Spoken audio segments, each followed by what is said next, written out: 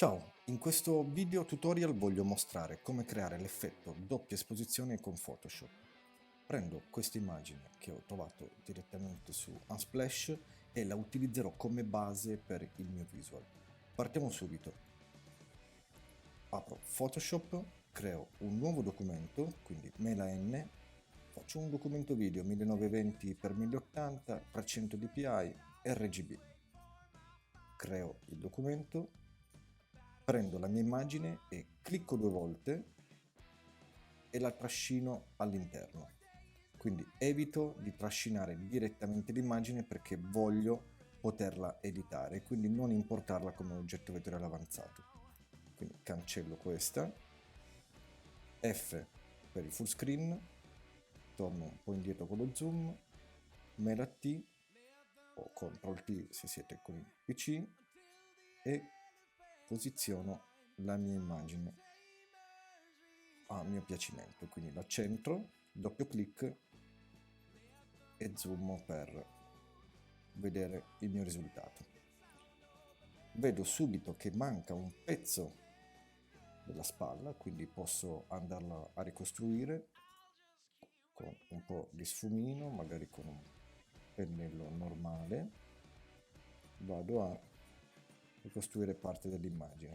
Questa parte sarà molto scura, la utilizzerò solo come base, quindi trascino semplicemente e non mi interessa molto di avere la trama della felpa. Quindi mi serve solo l'elemento esterno in modo tale da poterlo ricostruire al meglio. Ora duplico la mia immagine, quindi il mio livello con Mela J, in modo tale da mantenere questo livello che rinomino originale per tenerlo spento, in modo tale da avere sempre una sorgente attiva e molto comodamente riutilizzabile. Quindi lavoro su questa immagine facendo questo passaggio molto preciso. Con W selezionato la bacchetta, tra i nuovi strumenti di Photoshop c'è seleziona soggetto e Photoshop riconoscerà automaticamente i bordi del mio soggetto. Ora, non è la lezione per andare a lavorare sulle maschere, ma quindi una doppia esposizione, quindi ammettiamo che questa possa essere una buona selezione, ma la faccio andare bene da subito. Quindi a selezione applicata, quindi se spengo il livello si vede la mia selezione attiva, lo riaccendo e applico direttamente, sposto la finestra, applico direttamente la maschera sulla base di questa selezione, quindi un clic e ho mascherato il mio livello. Quindi questo nuovo livello, se faccio un nuovo livello subito sotto e dipingo con un fondo, mi rendo conto che il mio livello è già perfettamente scontornato. Molto comodo. Cancello questo livello e utilizzerò questa prima base appunto come base e la rinomino e ne faccio subito un duplicato perché queste saranno le nostre luci che vado a chiamare luci. Ovviamente i due livelli sono completamente identici perché li ho semplicemente clonati, ma su questo primo livello vado a lavorare anche volendo in modo distruttivo, ovvero facendo Mela L o CTRL L. In modo distruttivo si intende che questo nuovo effetto che sto applicando alla mia immagine è applicato direttamente sull'immagine. Altrimenti, se non volessi generarlo in modo distruttivo, potrei attivarlo in questo modo e con l'Alt tra un livello e l'altro potrei agganciare questo effetto di regolazione al mio livello. Ma in questo caso non voglio assolutamente che il mio livello sia gestito da un livello di regolazione esterno, quindi lo cancello. Lavoro direttamente con Mela L su questo livello, quindi vado a distruggere le informazioni della mia immagine perché ho bisogno essenzialmente di uno sfondo molto scuro, quindi ho bisogno solo del contorno nero di questa immagine e attraverso i valori tonali, ovvero il mezzotono, le luci e le ombre, vado appunto a scurire la mia immagine in modo tale che sia il più nera possibile. Ovviamente molte di queste informazioni non riuscirò a coprirle, ma avendo una maschera applicata con Shift la rivelo o la nascondo nuovamente. Lavorando sul mio livello principale con il pennello, selezionando il nero, vado a ridipingere portando tutto a un fondo scuro e nero. Mi serve una semplicissima pennellata. Non vado neanche a lavorare nei capelli, lascio giusto un piccolo livello di fondo nero in modo che sia una nostra ottima base. Quindi una volta che ho la mia silhouette su questa, posso andare ad applicare le altre immagini. Quindi vado ad attingere direttamente delle immagini che ho scaricato da Unsplash e partiamo da questa ad esempio di Pexel, doppio clic, prendo l'immagine e la trascino al suo interno. Di nuovo F, me la attio, CTRL T, ridimensiono tenendo l'angolo e Shift e Alt per ridimensionarla in modo omogeneo e soprattutto mantenendo il centro del mio ridimensionamento. Una volta che ho scelto la mia dimensione, doppio clic o il flag qui in alto per applicarlo. Ora lavorerò con le maschere di ritaglio, quindi Alt tra i due livelli e un clic. In questo modo la nostra immagine base sarà il ritaglio di questa nostra nuova fotografia. Lavoro su questa montagna e vedo che spostandola ovviamente vedrò anche i bordi della mia immagine, quindi cerco di posizionarla al meglio. Questa potrebbe essere una buona posizione, combacia abbastanza con il naso, questa parte è abbastanza interessante, la tengo. Ovviamente qui, dove abbiamo ricostruito l'immagine, avanzerà qualcosina, ma possiamo tenerlo. Proviamo ad applicare una seconda immagine. Di nuovo, tolgo il full screen con 2 volte F, chiudo l'immagine che ho aperto e ne apro un'altra, tipo questa, sempre da Unsplash. Stesso procedimento, la trascino all'interno, full screen, me la attio, CTRL T, è davvero molto grande rispetto al mio formato, quindi distribuisco la proporzione, lo rendo un po' più piccolo, la posiziono, doppio clic. Ora, sempre con una maschera di ritaglio, applico e sempre sulla base del nostro livello che funge da contorno, posso lavorare su un metodo di fusione. Quindi vediamo quello che si sposa meglio nella sovrapposizione tra queste nostre due immagini. Schiarisci è molto carina, mi piace. La teniamo, torno a V per spostare il nostro visual, evitare che compaiano i tagli esterni, quindi ridimensiono e arrivo anche a coprire questo punto della spalla, così non perdo nessuna informazione e ho il mio visual a tutto tondo, perfetto. E ora proviamo a inserire una terza immagine, vediamo se ci può stare, tipo questa. Poi possiamo aggiungerne quante ne vogliamo. Questo è un esempio con più immagini per vedere cosa ne nasce. Ridimensiono, posiziono, stesso procedimento, Alt tra un livello e l'altro, ovviamente questi saranno in ordine, quindi 1, 2 e 3 come gerarchia.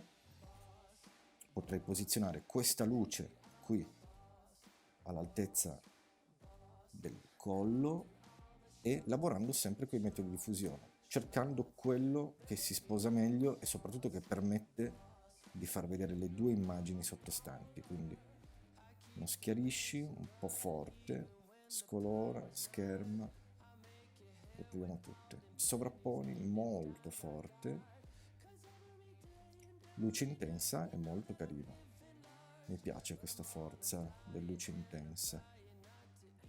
Le altre sono un po' troppo scariche. Luce intensa forse vince. Proviamola. A questo stesso livello, che posso riposizionare, ridimensionare per trovare la quadra migliore, a questo stesso livello che qui ovviamente sborda di troppo, quindi di nuovo mi allungo l'immagine di modo che sia perfettamente omogenea.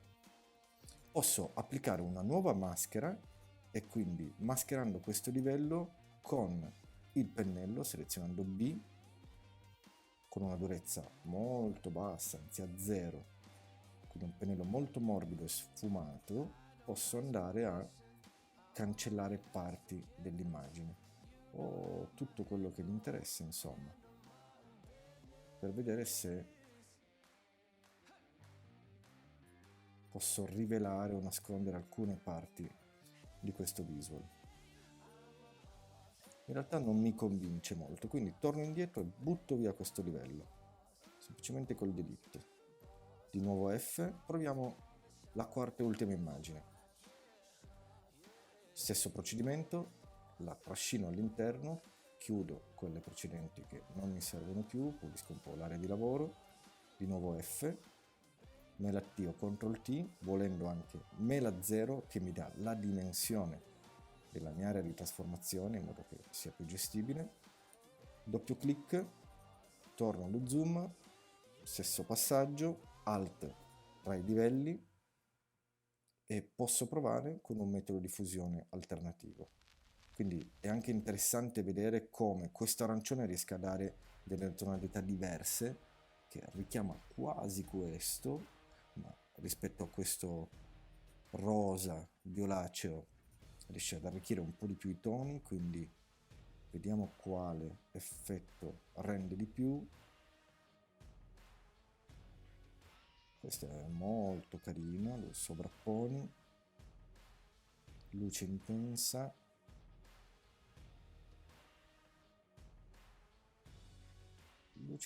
non mi dispiace. Per ora teniamolo così, perché voglio andare subito a lavorare invece sul nostro livello luci che non abbiamo ancora toccato. Questo nostro livello luci, quindi l'immagine originale, sarà utilizzata come schiarisci o scolora, quindi per fare in modo di evidenziare esclusivamente le parti illuminate dell'immagine, quindi uno schiarisci potrebbe andare anche molto bene, ma riproviamo poi passo passo, e a questa immagine, esattamente come ho fatto per il livello base, a questa immagine vado a lavorare con mela L, i valori tonali, e quindi posso aumentare esponenzialmente le luci, ma non voglio bruciarle troppo, non voglio rendere davvero troppo bianche. Quindi vado a lavorare con i mezzi toni e soprattutto aumentando le ombre e accendendo di conseguenza anche un po' di luci. Una volta che ho trovato una buona combinazione perché si possano vedere le luci del mio volto e le ombre diventano parte integrante dell'immagine sottostante, il gioco incomincia a essere molto più interessante.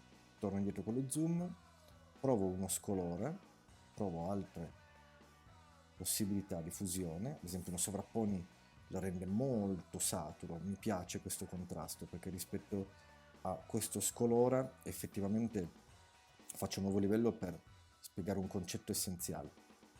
Questo è il mio punto di ombra, do una pennellata per creare una palette. Questo è il mio punto di ombra tra i più scuri. Questo è forse il più scuro e questi sono molto simili. Quindi questa è la mia ombra massima. Le mie luci massime invece ovviamente sono queste,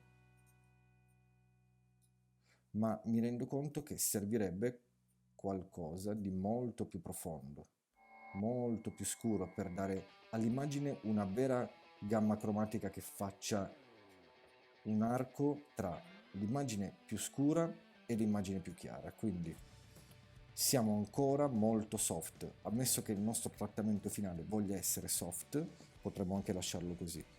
Di fatto, se provo un sovrapponi, ho effettivamente una gamma cromatica molto più ampia che dà all'immagine molto più contrasto e la cosa non mi dispiace affatto, quindi si potrebbe lavorare anche in questo senso.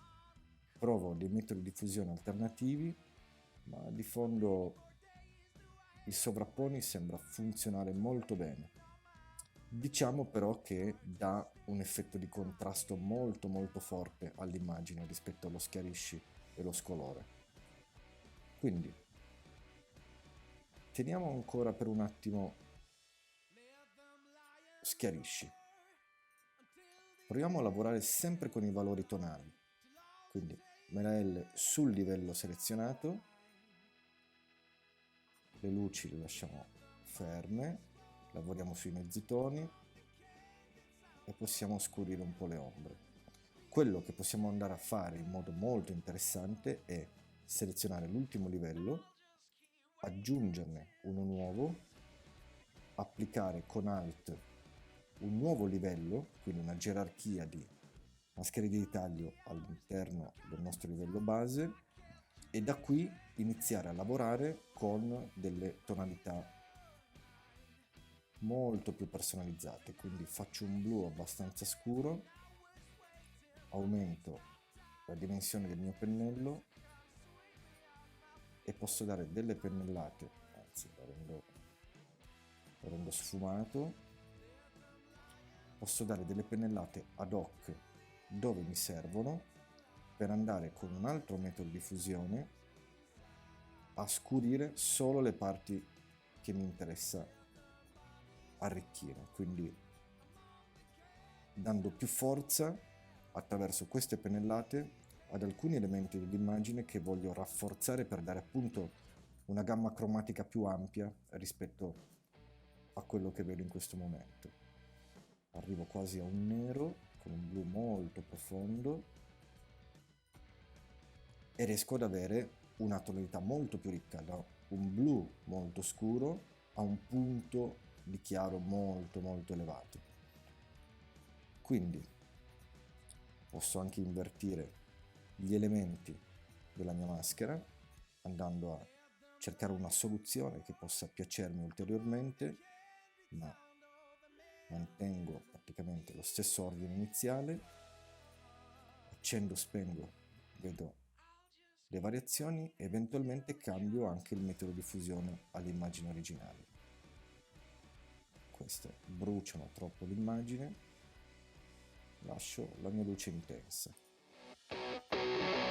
Quindi immagine iniziale, livello di sole luci attraverso schiarisci o scolora, a seconda di quanta informazione di luce si vuole tenere all'interno dell'immagine. Ad esempio lo schiarisci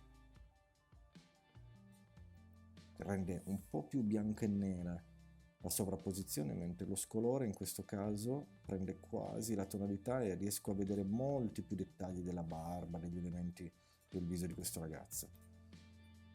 Quindi posso tenerla per buona, sempre su questo livello posso andare a lavorare anche su questa parte arancione, nel caso in cui non volessi bruciarla troppo posso aumentare i contrasti, ma torno indietro perché è molto forte, posso piccare il colore e cercare una soluzione per alleggerire un po' la superficie, oppure direttamente creare un nuovo livello, sempre con Alt, applicando una maschera di ritaglio e ammorbidire piuttosto questa parte e alleggerirla un po', quindi trovando il metodo di fusione più corretto per evitare che quel rosso sia davvero troppo violento e prepotente. Colore addirittura negativo. In realtà un'idea di uno scuro molto profondo qui sotto non è affatto male.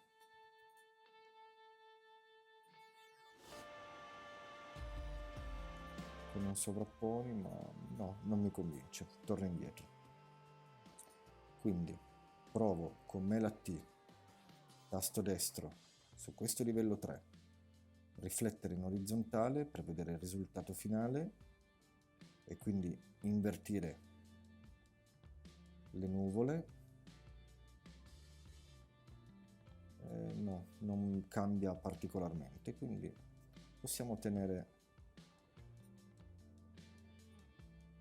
questo movimento. Mi piace questo aggancio con la barba i baffi e le nuvole, quindi quasi quasi lo tengo perché sottolinea la bocca. Provo a spostarlo nuovamente per vedere se riesce a donarmi qualche altro effetto. Mi piace questa luce dell'immagine che sovrapposta sfuma completamente la mia entrata dell'immagine, quindi posso tenerla così. Provo sul livello 2 uno scolora, quindi altri metodi di diffusione per capire cosa mi può dare un contrasto maggiore.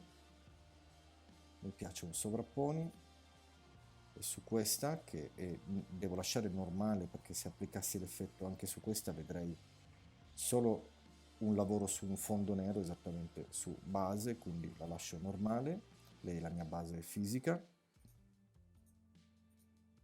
Accendo e spengo il livello di contrasto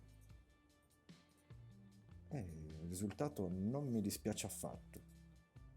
Torno a un colore personale del fondo e questo è il mio risultato. Non mi dispiace affatto. Quindi come piccolo test, ovviamente questo è un gioco che non ha una fine in realtà, perché a seconda di come vogliamo posizionare le immagini, di come possiamo riflettere in orizzontale, continuare a lavorare, le combinazioni sono davvero infinite. L'unico limite è davvero l'immaginazione e il tipo di fotografia che si trova come sorgente, quindi sulla base di questo possiamo lavorare davvero all'infinito, quindi le sovrapposizioni possono essere le più variegate possibili e si può davvero trovare qualsiasi tipo di forma per creare un contenuto completamente diverso ogni volta, come se fosse un'opera unica di volta in volta, quindi basta un piccolo movimento per variare la superficie della nostra figura. Quindi teniamola così, mi piace abbastanza come piccolo esperimento molto veloce di pochissimi minuti, una ventina di minuti, abbiamo già ottenuto un risultato molto, molto gradevole. Quindi un esercizio per allenarsi a vedere come funziona la doppia esposizione, aggiungere una o più immagini, ma l'importante è partire da una base molto scura, questa, un livello sovrastante in scolora o in schiarisci che lavora esclusivamente sulle luci e nella parte intermedia aggiungere 1, 2, 3 e volendo anche un livello di regolazione per spingere un po' di più sui contrasti e lavorare maggiormente sulle cromie della nostra immagine. Quindi in realtà molto semplice, molto veloce, ma da grandissimo effetto estetico.